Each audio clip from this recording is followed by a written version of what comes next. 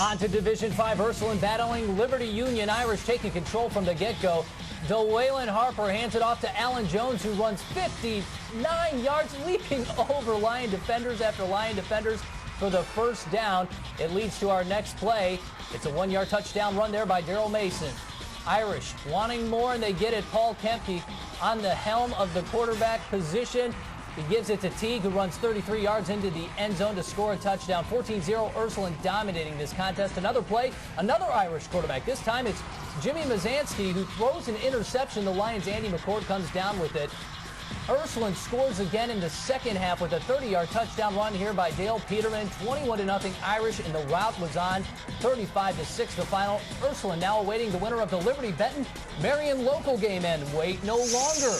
It's the Eagles versus the Flyers. The future star there paying his dues along the sidelines. First quarter, Liberty Benton QB Aaron Kraft keeps the ball himself.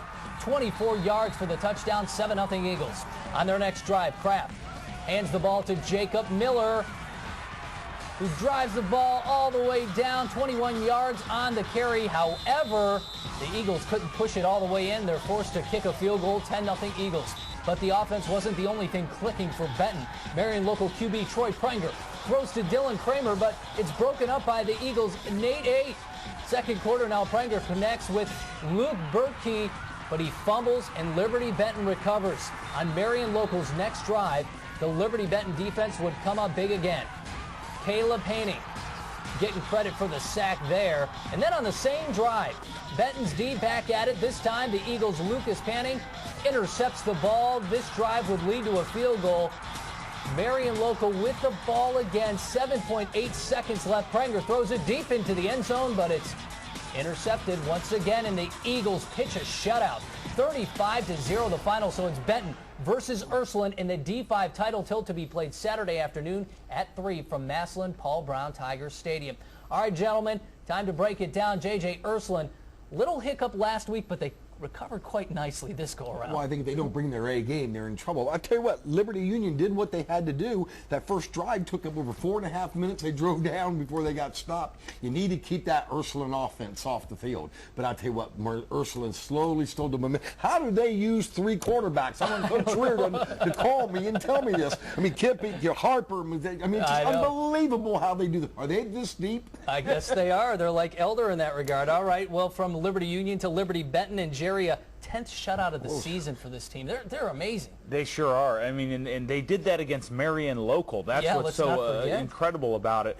The second half of the regular season, week 6 through week 10, nobody scored a single point on these guys. There was only 3 games this season where opponents have gotten on the board against them, and it's just unbelievable that they're doing it on the defensive line. We could see the guys coming up with turnovers. We saw the great tackling and physical play. There's just no aspects of this defense that aren't there, and all of a sudden, guys, this is a team we weren't talking about a whole lot throughout the regular season.